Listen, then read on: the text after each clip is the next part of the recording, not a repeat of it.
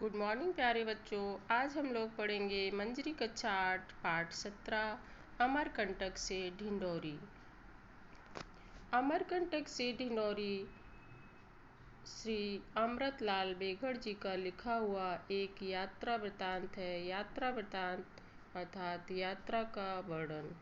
बच्चों, हम सभी लोगों को घूमना फिरना बहुत पसंद होता है।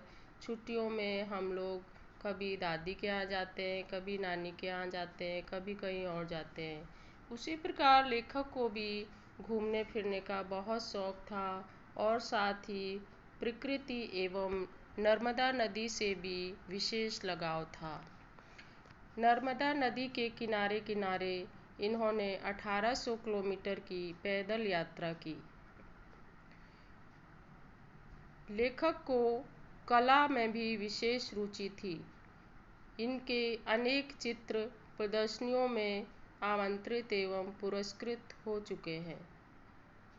वर्ष 2004 में साहित्य अकादमी पुरस्कार से इन्हें सम्मानित किया गया। 6 जुलाई 2018 को इनका निधन हो गया। पाठ का सारांश इस प्रकार है। गंगोत्री, यमुनोत्री या फिर नर्मदा कुंड वह स्थान है जहाँ नदी पहाड़ की कोख से निकलकर पहाड़ की गोद में आती है। पहाड़ के गर्भ में छुपा हुआ पानी यहाँ अवतरित होता है। नदी शिशु की तरह उज्ज्वल, धवल एवं कोमल होती है। पाठ में लेखक श्री अमृतलाल बेगड़ जी ने नर्मदा नदी की सुंदरता के साथ साथ नदी के किनारे के जनजीवन की भी झलक प्रस्तुत की है। नर्मदा नदी के किनारे किनारे वर्णित होने वाली चीज़ों का इन्होंने बहुत ही रोमांचित ढंग से वर्णन किया है। लेखक जाते समय इस पर पगडंडी से केवल 2 घंटे में ही चढ़ गए। यहाँ कपिल धारा के सामने गहरी घाटी चौड़ी होती गई। फिर मैदान आ गया। नर्मदा को मेकल सुता भी कहा जाता है क्योंकि अमरकंटक का नाम मेकल भी है। पगडंडी मिल जाने पर शाम तक पकरी सोड़ो पहुँचे। दूसरे दिन पदयात्रा करते हुए किरंगी गांव आ गए। एक ग्रामीण के घर पर अखंड कीर्तन और आम के पेड़ के विवाह में भी शामिल हुए। गारका मट्टा में गोपी कोटवार के घर रहे। यहाँ एक शादी में दूल्हा दुल्हन के पैर पूजे जा रहे थे। यहाँ से आगे चलने पर नर्मदा का एक प्रपात कोठी गुगरा मिला था। अगला पड़ाव बंजर टोली था।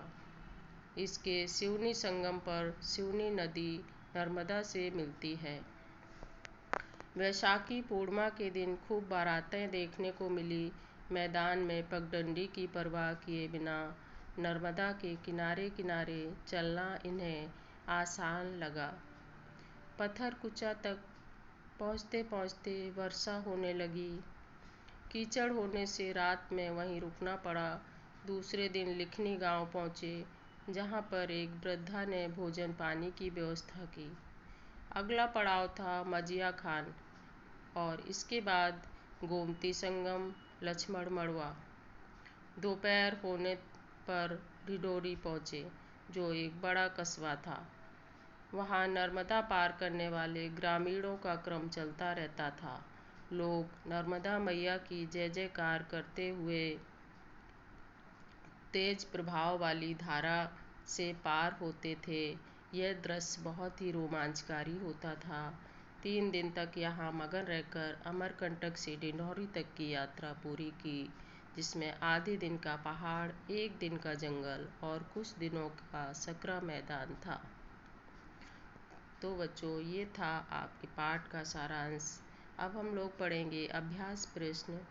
नर्मदा कुंड के आगे की यात्रा को लेखक ने नया अध्याय क्यों कहा?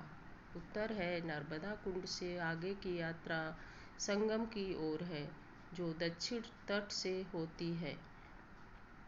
अगला प्रश्न, नर्मदा को मेकल सुता क्यों कहा जाता है? उत्तर है, अमरकंटक का नाम मेकल भी है, इसलिए नर्मदा को मेकल सुता अर्थात मेकल की बेटी कहा जाता है। लेखक ने विवाह और उससे संबंधित जिन घटनाओं का वर्णन किया है उसे लिखिए। विवाह में दूल्हा दुल्हन के पैर पूजे जाते हैं, 4 भांवरे लड़की के घर पड़ती हैं और 3 भांवरे लड़के के घर। अगला प्रश्न है, लिखनी गांव में पहुंचने पर लेखक न चाहने पर भी रोटी क्यों खा लेता है? उत्तर है, लिखनी गांव में पहुंचने पर लेखक ने एक वृद्धा से पानी मांगा तो उसने कहा, आओ बेटा पानी देती हूँ, लेकिन ऐसा करो रोटी खाकर पानी पियो। धूप से आ रहे हो, खाकर पियोगे तो ठीक रहेगा। माँ जैसे अपने बच्चे को फुसलाती है, बिल्कुल वही भाव था। उस वृद्धा के स्नेह को टाला नहीं जा सकता था, इसलिए लेखक रोटी खा लेते हैं। अगला प्रश्न है, बेटा बूंदी का लड्डू आधा खाओ तो मीठा लगता है, पूरा खाओ तो मीठा लगता है और चूरा खाओ तो मीठा लगता है। साध्वी ने ऐसा क्यों कहा? साध्वी ने ऐसा इसलिए कहा कि यदि पूरी परिक्रमा एक साथ करने का समय नहीं है तो थोड़ी थोड़ी परिक्रमा करके भी सिद्धि मिल सकती है। अगला प्रश्न, यात्रा वृत्तांत में आए हुए सभी गांव व स्थानों की सूची बनाइए। उत्तर है, अमरकंटक, बंजर टोला, लक्ष्मण मड़वा, किरगी गांव, पत्थरकुचा, ढिंडोरी, कामरगट्टा, लिखनी गांव, सिवनी संगम, कोठी घुघरा, गोमती संगम इत्यादि। नीचे दिए गए नदियों के नाम एवं उनके उद्गम स्थल का मिलान कीजिए। उद्गम स्थल अर्थात कौन नदी कहाँ से निकलती है? तो बच्चों, गंगा नदी गंगोत्री से निकलती है और यमुना नदी यमुनोत्री से निकलती है। सतलज नदी शेषनाग झील से निकलती है और झेलम नदी जो है ना राकसताल से निकलती है। पाठ में आए हुए पर्यायवाची शब्द। गंगा का पर्यायवाची भागीरथी, देव नदी। नदी का तटनी और सरिता। पर्वत का भूधर, शिखर, शैल, अचल। बेटी का आत्मजा, सुता। पाठ में आए हुए शब्द युग्मों का प्रयोग। इक्का दुक्का। जंगल घने होने के कारण यहाँ इक्का दुक्का लोग ही दिखाई पड़ते थे। हरे भरे। हरे भरे बाग बगीचे सभी का मन मोह लेते हैं। आमने सामने। फाइनल मैच में दोनों टीमें आमने सामने होंगी। दस्सी दस्सी। दस्सी दस्सी अर्थात 10-10। शादियों में दस्सी दस्सी के नोट उड़ाए जाते हैं। तो बच्चों, ये था आपका पाठ। इसको आप लोग ध्यानपूर्वक पढ़िए और समझिए और प्रश्नोत्तर अपनी कॉपी में लिखिए। वीडियो को लाइक, शेयर और सब्सक्राइब अवश्य कीजिए। Thank you.